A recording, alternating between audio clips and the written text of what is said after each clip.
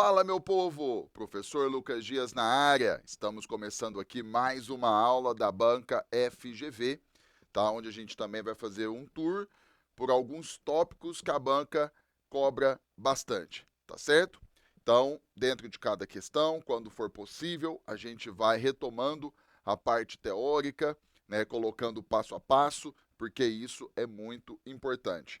E logo após a aula, tá? Depois, no outro dia, ou enfim, que você possa refazer, que você possa pegar o material sozinho, tentar dar uma olhada, tentar trabalhar a questão. Tendo alguma dúvida, você volta na aula e vai colocando pause, anotando, fazendo e tudo mais, tá certo? Então, vamos começar aqui esse nosso material.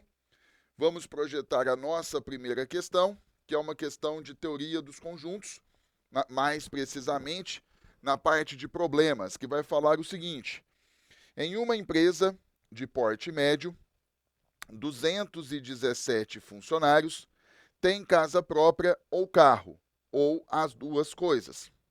Aí o problema vai falar o seguinte: se 189 tem carro, 63 tem casa própria, o número de funcionários que tem carro, então o número de funcionários que tem carro, mas não tem a casa própria.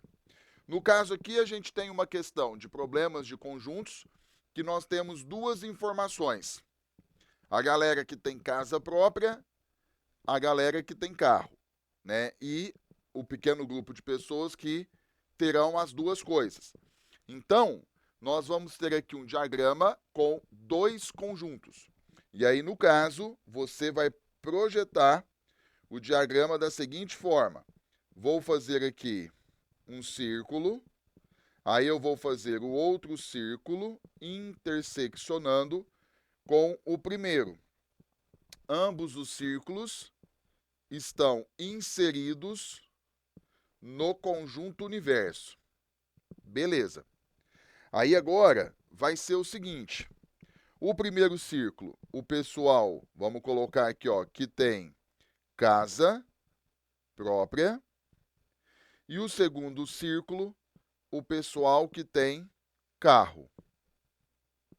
Beleza. O que acontece? Quando você trabalha com problemas de conjuntos, o que você já sabe? Que você sempre vai começar por essa região que eu estou te mostrando aqui, ó, pela intersecção, tá certo? Então você sempre começa por aqui, mesmo você não tendo esse valor, como é o caso.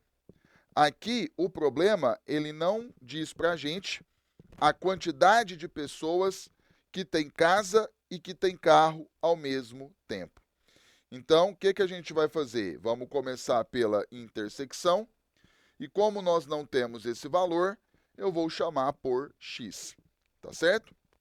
O problema fala que nós temos um total de 217 funcionários, que vai ser a nossa população total. E aí agora você percebe o seguinte: vamos à primeira informação aqui, ó. 189 pessoas têm carro. O que você vai fazer? Você vai olhar o conjunto formado pelas pessoas que têm carro. Lá dentro você percebe que nós já temos uma quantidade, que é a quantidade x. E aí, qual é então o passo que você precisa dar? Como nós já temos x, você vai colocar assim, ó, 189 menos quem está aqui dentro, tá certo? E aí você tem que 63 pessoas têm casa própria. Você então procede da mesma forma. Eu estou olhando o conjunto formado pelas pessoas que têm casa própria. Lá dentro nós já temos x pessoas. Então você vai pegar e vai fazer o seguinte: já temos x, você pega 63 pessoas, que é o total, menos esse x. Ok. Sendo assim, agora como que eu faço para poder achar o valor de x? Você vai somar todas as etapas do nosso diagrama e vai igualar a 217. Então, você vai ter aqui, ó, 63 menos o x, mais o x, mais 189 menos o x. Tudo isso vai ser igual a 217, correto? Montamos a nossa equação e aí você agora finaliza. Menos x com mais x cancela. Ali nós sobramos aqui, ó, com menos x. E aí você vai somar 63 mais 189. Quando você faz essa conta, você vai achar 252. Isso vai ser igual a 217. Então, o que a gente vai fazer? Eu vou pegar o 252 e vou passar para o outro lado. Então, você vai ter o seguinte, menos o x, que vai ser igual a 217, passa para cá, menos 252. E aí agora vai ser o seguinte, eu tenho menos o x, que vai ser igual 217 menos 252, né? Quando você faz essa conta, você vai achar menos 35. Como tudo ficou negativo, você multiplica por menos 1, e aí automaticamente você vai encontrar que x é igual a 35. Qual é a nossa conclusão até aqui? Né? Dos 217 funcionários, 35 possuem a casa própria e o carro, tá certo? Só que não é a nossa resposta final. Qual é a pergunta do problema? O problema está perguntando o número de funcionários que tem carro, mas não tem casa própria. Então, quem tem carro e não tem casa própria? É justamente essa galera que eu estou circulando aqui, ó. Então, é justamente esse povo aqui, ó. Vai ser 189 menos o x, menos 35. Quando eu faço essa diferença aqui, você vai encontrar 154. Esse grupo de pessoas que nós achamos, eles ficam aqui, ó, 154. E quem são essas pessoas aqui? São aquelas pessoas que possuem apenas o carro. São pessoas que possuem apenas o carro e que não têm casa própria, tá certo? Então, pelas alternativas, ficamos aqui com a letra E. Trabalhamos aqui, então, nessa nossa aula, nossa primeira questão referente a problemas de conjuntos, tá? Muito comum, a banca FGV gosta de cobrar, tá? Então, você tem que saber o passo a passo, por onde você começa, quais os cuidados que você precisa aplicar, beleza? Bom, então vamos lá, vamos projetar aqui, então, a nossa próxima questão do nosso material, e é uma questão referente à porcentagem. A questão vai falar assim, Joana pagou uma conta vencida. Então, ela paga uma conta vencida com juros de 5% no valor total, juros incluídos. Aí ela paga a conta deu com juros R$ 382,20. Se Joana tivesse pagado a conta até o vencimento, ela teria economizado. Então, vamos lá. O que nós vamos fazer? Vamos fazer assim, ó, X, nós vamos chamar como sendo o valor da conta. Normal, sem juros, tá? X é o valor da conta. Só que ela está pagando 5% de juros. Então, ela está pagando o valor da conta X mais 5% de x, que vai ser a parte de juros. Então, como que a gente vai trabalhar 5% aqui de x?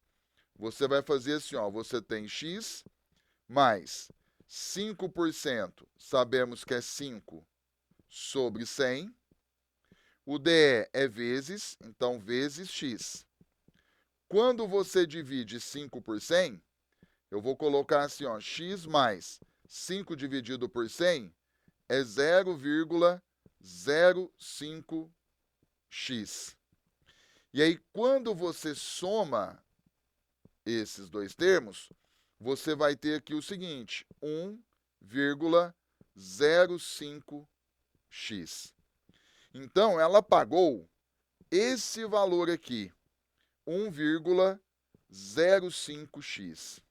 Só que nós temos esse valor. O problema fala que é R$ 382. Então, você pega e iguala. Vou colocar 1,05x, que vai ser igual a R$ 382,20. E aí, a gente vai trabalhar essa equação. Eu vou colocar x é igual, você tem R$ 382,20 dividido por 1,05. E aí, por exemplo, qual é a técnica para você dividir número decimal?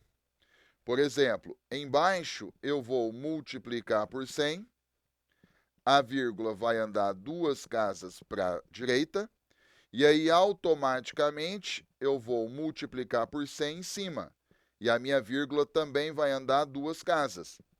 Sendo assim, quando eu multiplicar por 100, o meu x vai ser o seguinte, 38.220.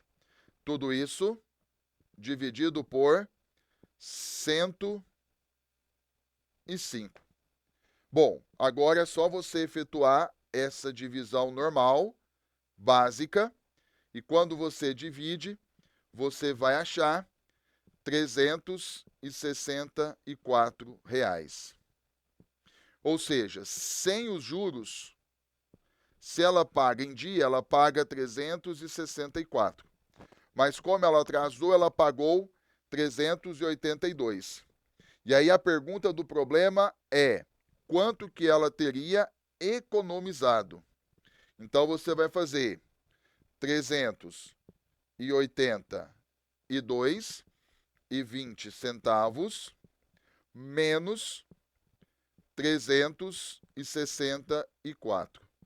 Quando você faz essa diferença, você vai achar R$ 18,20.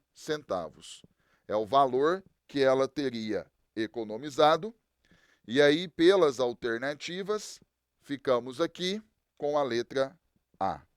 Então, quando a gente fala na banca FGV, porcentagem é padrão. Toda prova tem porcentagem. E de diversos níveis, tá? Diversos níveis, mas esse padrão aqui que você viu é o mais natural de acontecer. É só você ficar atento para não errar bobeira. Vamos pegar a próxima questão agora, e a próxima questão vai ser uma questão de geometria. Então a questão vai fazer o seguinte, vamos lá, olha só. Considere um triângulo ABC, seja M o ponto médio do lado AC. Sejam P e Q os pontos que dividem o lado BC em 3 partes iguais, sendo P mais próximo de B do que C. A área do triângulo PQM é 4.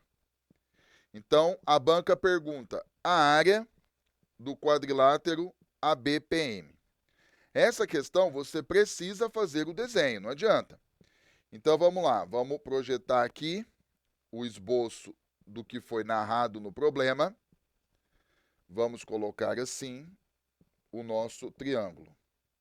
A gente começa com o nosso triângulo ABC. Então, vou colocar aqui, ó, A, B, C. Aí o problema fala do ponto M, que é ponto médio de AC. Então, o ponto M está aqui. Se ele é ponto médio, esse pedaço é igual a esse pedaço. Nós temos aqui o ponto P, que vai ficar mais próximo de B, que ele fala.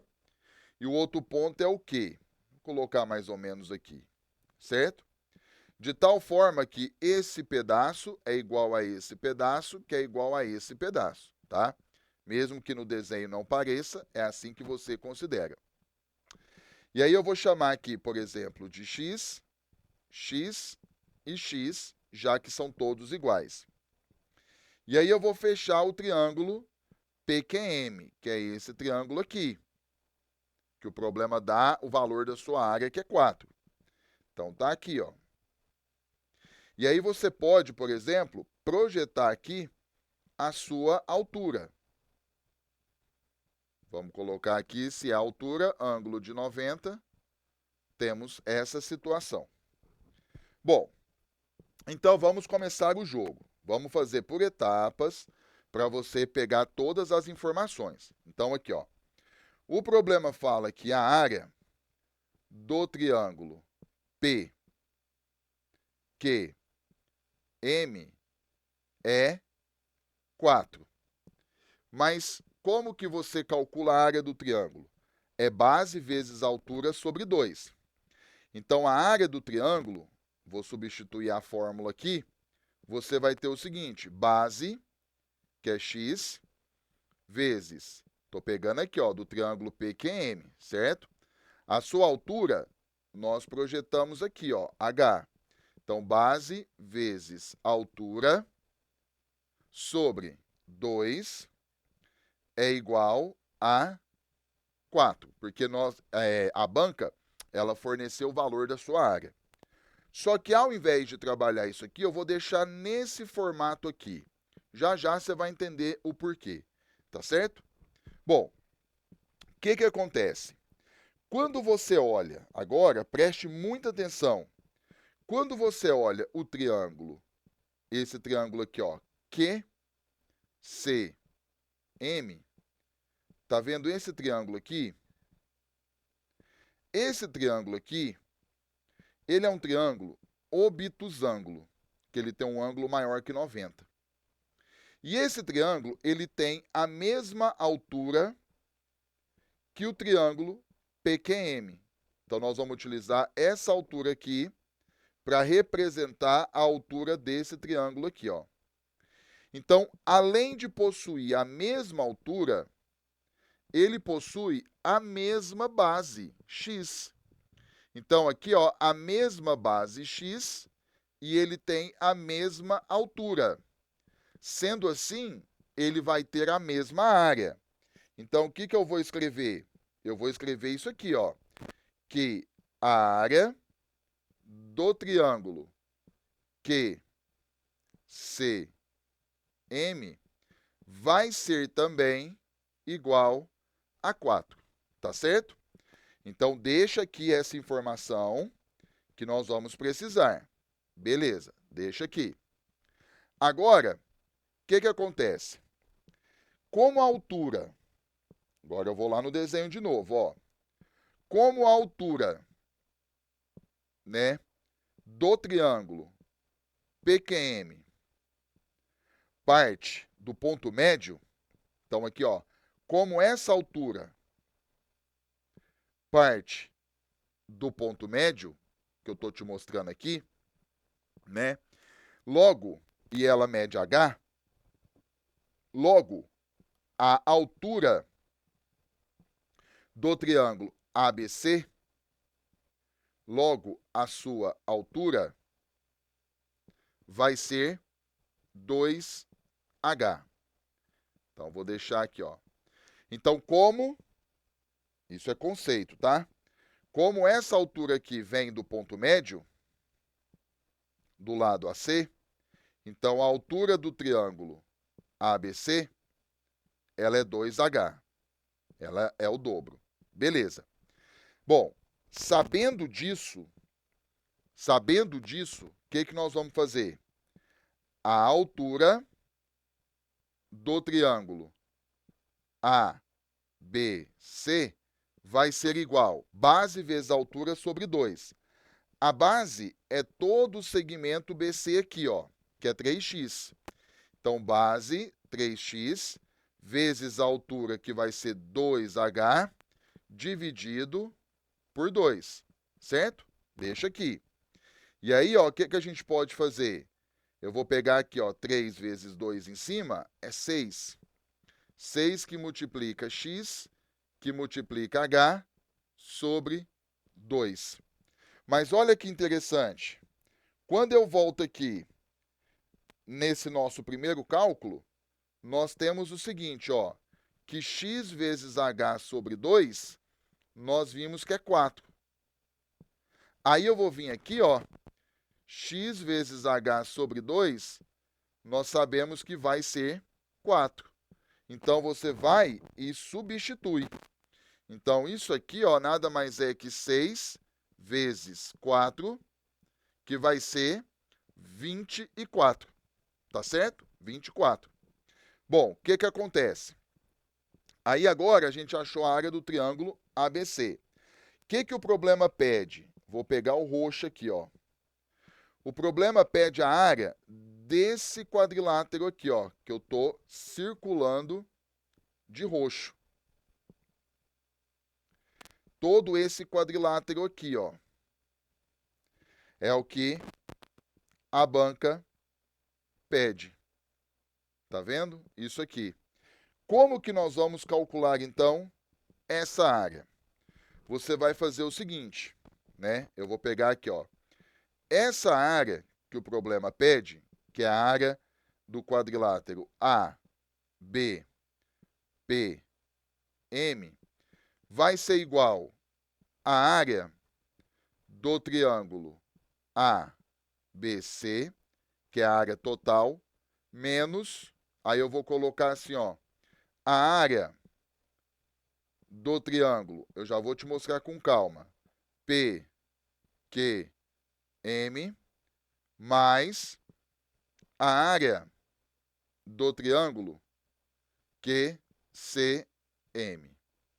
Quando eu vou aqui no meu desenho, então preste atenção, a área desse quadrilátero aqui vai ser a área do triângulo maior, nós vamos pegar essa área, menos essa área desse triângulo aqui, mais a área desse triângulo aqui, ó. Quando a gente faz essa diferença, vai sobrar a área do nosso quadrilátero. Então, a gente já tem todos os valores. Então, vai ser o seguinte, ó, a área do quadrilátero ABPM vai ser igual à área do triângulo, que é 24, menos.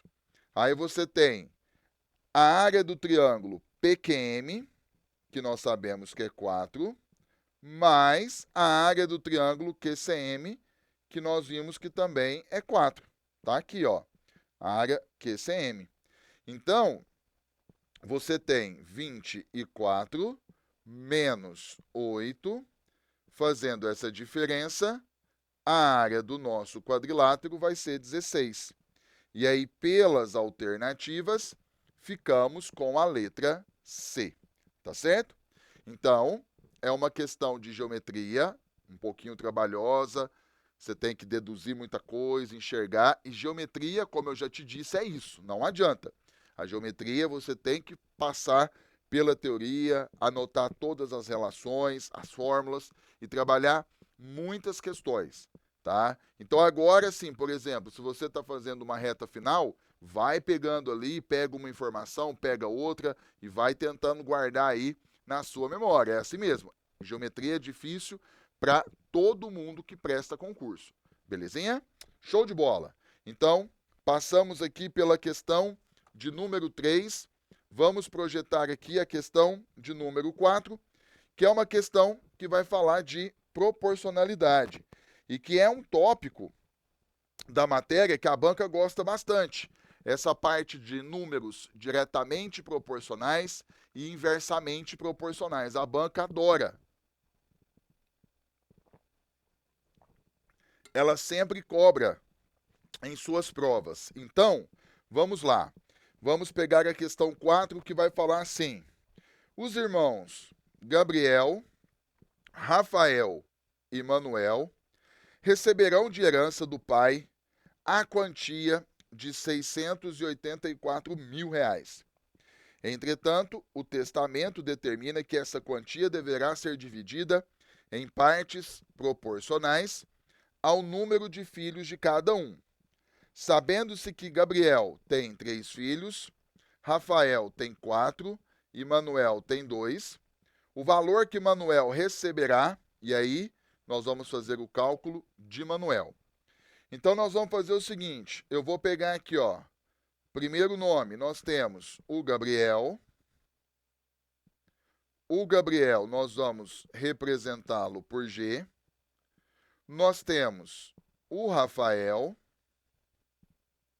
que nós vamos representá-lo por R. E nós temos o Manuel, que nós vamos representá-lo por M. Se você pegar a parcela do Gabriel mais a parcela do Rafael mais a parcela do Manuel, isso vai ser igual ao valor total de 684.000. Tá aqui, certo? Bom, aí nós temos essa sequência aqui, G, R e M, e nós temos essa sequência aqui formada pela quantidade de filhos, 3, 4, 2. E o problema fala que as sequências, elas são diretamente proporcionais. Se são diretamente proporcionais, como que a gente vai batalhar essa proporção? Você vai colocar assim, G está para 3, assim como R está para 4, assim como M está para 2. E aí você aplica uma propriedade, onde você pega a soma, eu vou pegar aqui, ó, G mais R mais M, você põe a soma em cima e você põe a soma embaixo. 3 mais 4 mais 2. A soma em cima, 684.000. Tá aqui. Dividido pela soma embaixo, que vai ser 9. E quando você divide 684.000 por 9, você vai achar 76.000. Esse valor aqui, só para você saber, é o que nós vamos chamar de constante de proporcionalidade. Certo? Mas você não precisa se preocupar com o nome. Aí, a pergunta do problema é: qual é o valor de Manuel? Você vai pegar a razão formada aqui da parte de Manuel e você vai igualar a essa constante de proporcionalidade. Então, você tem aqui, ó, M sobre 2 vai ser igual a 76.000. Vou pegar o 2, vou passar multiplicando. Então, M vai ser 2, que multiplica 76.000. Quando você faz esse produto, você vai achar R$ 152 mil. Tá aqui. Correto? Então, dos 684 mil, Manuel ficou com 152, e aí ficamos aqui com a letra B.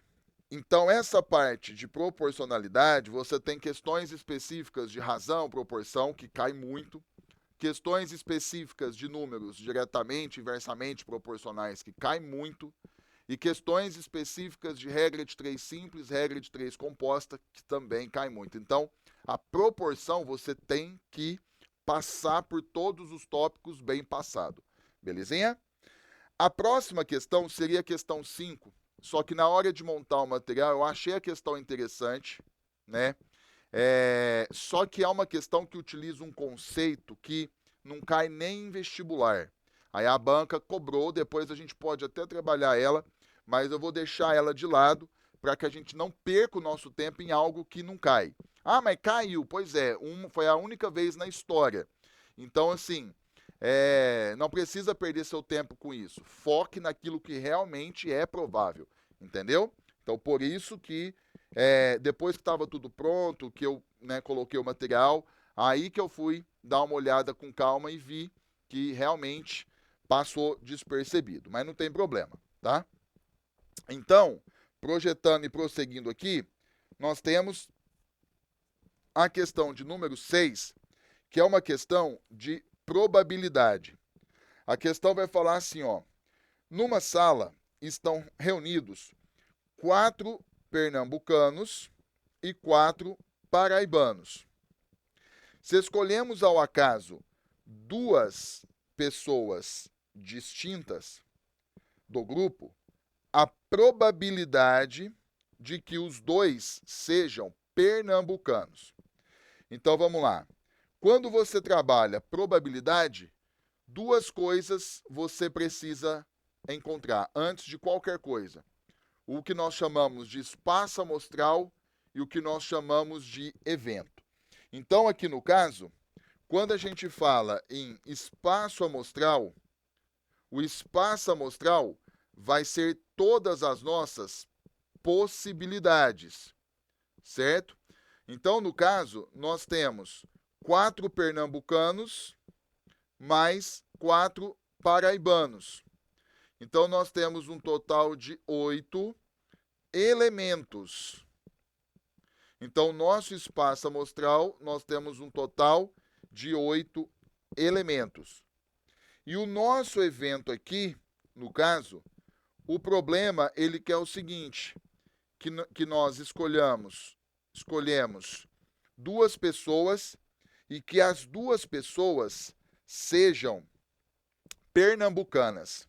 Então, o nosso evento vai ter um total de 4 elementos, porque nós temos um total de 4 pernambucanos, certo?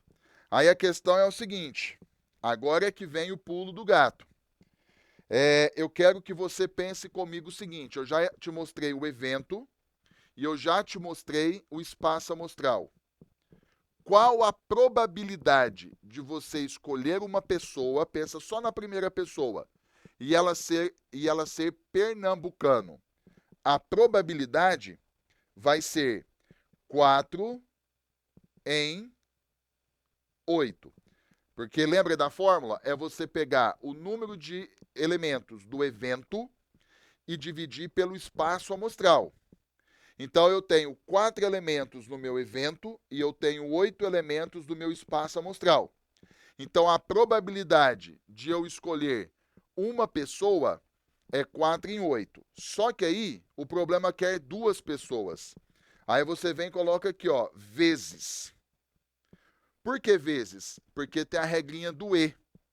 Porque, preste atenção em mim, qual a probabilidade de eu escolher uma pessoa e ela ser pernambucano e eu escolher uma segunda pessoa e ela ser também pernambucano?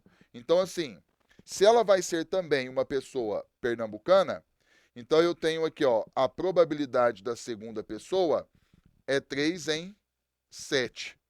Ué, mas por que 3 em 7? Porque eram 4. uma já foi escolhida, caiu para 3, certo? Eram 8 pessoas no total, uma já foi escolhida, ficamos com 7 no total, tá certo? E aí agora, você vai trabalhar normal, ó. Vou simplificar aqui o 4 com o 8, eu sei que aqui vai ficar 1 e aqui vai ficar 2. Então, você tem 1 sobre 2 vezes 3 sobre 7. E aí você vai fazer o seguinte, você vai multiplicar as frações, né? 1 vezes 3 sabemos que é 3, sobre 2 vezes 7 sabemos que é 14. Então, quando o problema pergunta a probabilidade de que os dois sejam pernambucanos, é igual a 3 sobre 14 avos, e aí ficamos com a letra C. Esse perfil de questão aqui de probabilidade também é muito cobrado, não só pela banca FGV. Geralmente você vai tirar 2 bolinhas de uma caixa, né? Aí você tem lá 3, 4 tipos de cores. Aí a banca fala: qual a probabilidade de eu retirar 2 bolinhas, todas da cor vermelha? Aí o procedimento é o mesmo que a gente fez aqui. Então é muito comum. A gente chama de eventos independentes, tá certo? Então você calcula a probabilidade do primeiro vezes a probabilidade do segundo. Se tivesse um terceiro, vezes a probabilidade do terceiro. E assim por diante. Bom, fizemos a questão aqui de número 6. Agora vamos para a questão de número 7. Aqui caímos numa questão de raciocínio lógico. O problema fala: considere a sentença, Renato viajou e não telefonou para sua mãe. Aí o problema pede a sua negação. O que nós temos aqui? Nós temos uma conjunção. Então você tem aqui a negação da conjunção, certo? E aí você tem, para ser aplicado, a primeira lei de Morgan. E aí você precisa lembrar como que você aplica a primeira lei de Morgan. Então vai ser o seguinte, vamos lá. São 2 passos. Você vai aplicar o primeiro passo, que é, você vai trocar, vamos colocar assim, ó, trocar o E pelo ou. Então você vai trocar o E pelo ou, e logo depois você vai negar tudo. Então você troca o E pelo ou e depois você nega tudo. Então, se eu pegar um exemplo pequenininho aqui, só para fechar esse esqueminha, você pode colocar assim, ó: trabalho e estudo, certo? E aí, pela regra, o que nós acabamos de ver? Você vai, no lugar do E,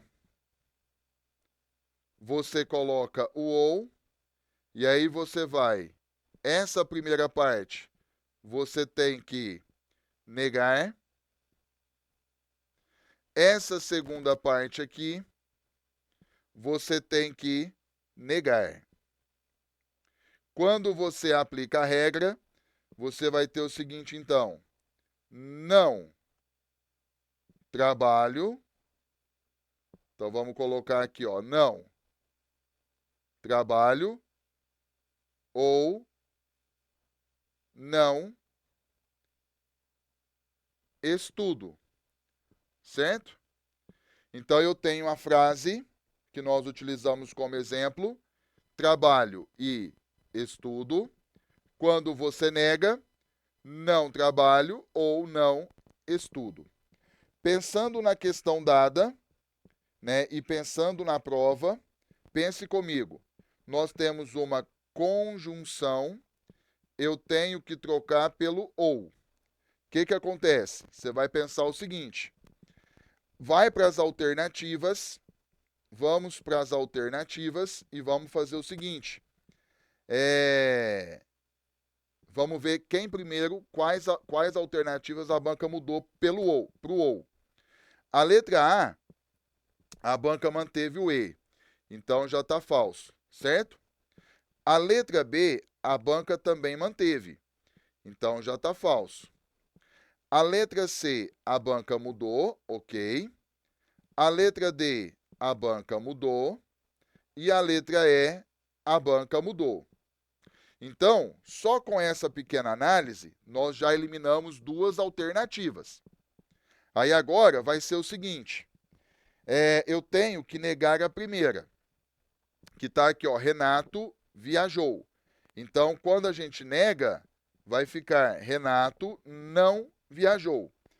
Quando eu olho a letra C, a banca negou corretamente, ó, Renato não viajou. Quando eu olho a letra D, a banca não nega. Então, a letra D está falsa. E quando eu olho a letra E, a banca negou. Renato não viajou. Então, também ficou correto. Ficamos com duas alternativas.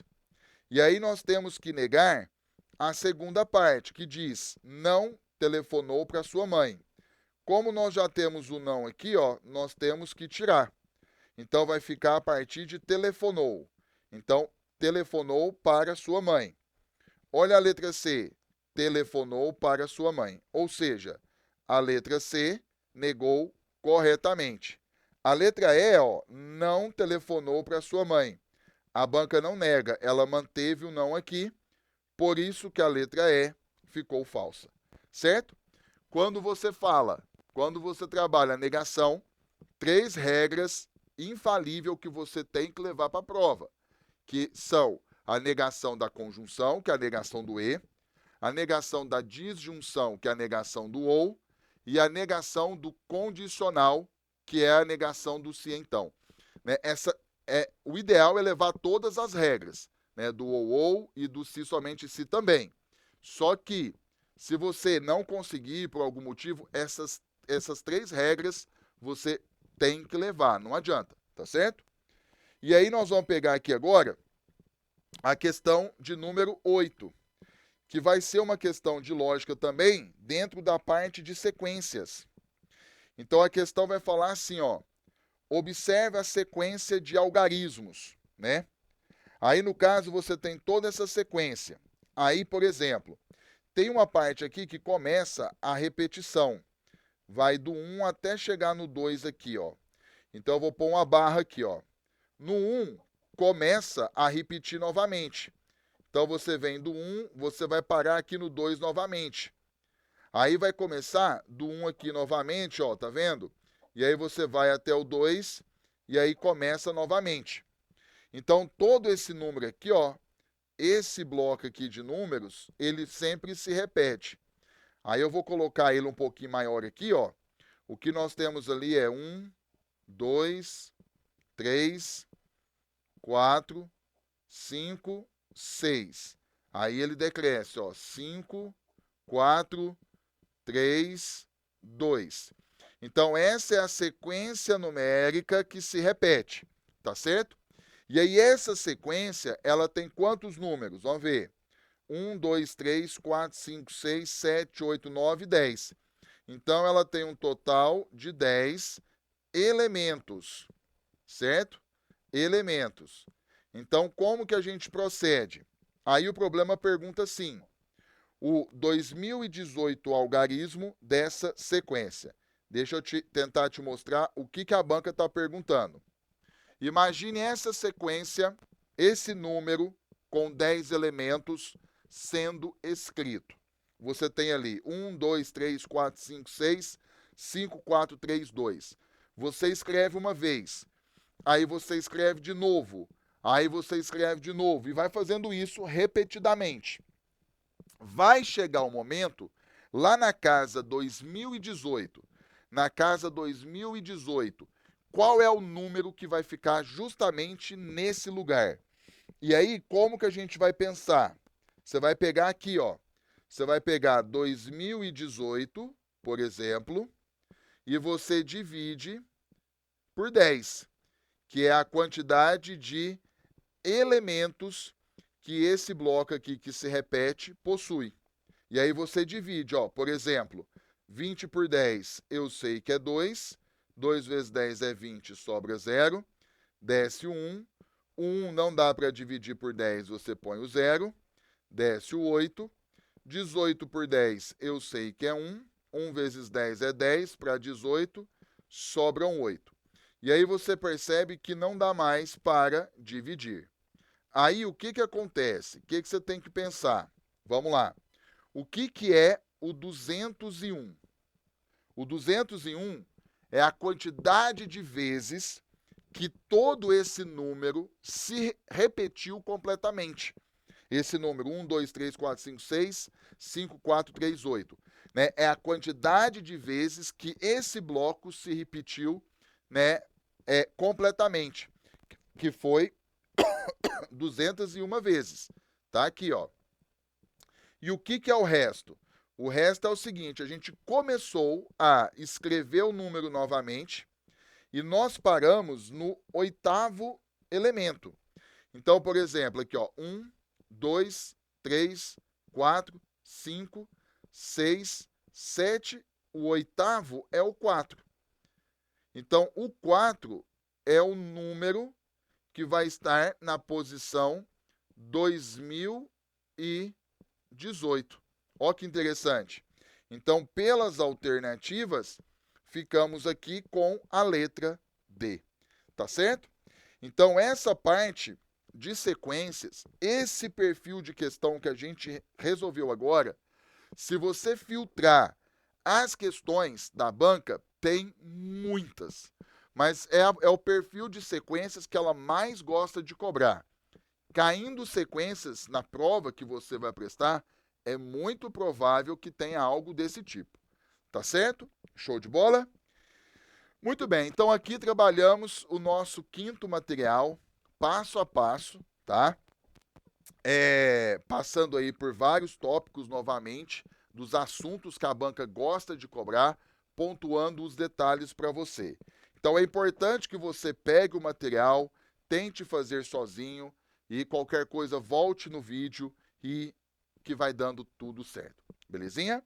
Então eu vou finalizar essa aula aqui, com a graça de Deus, e até a próxima.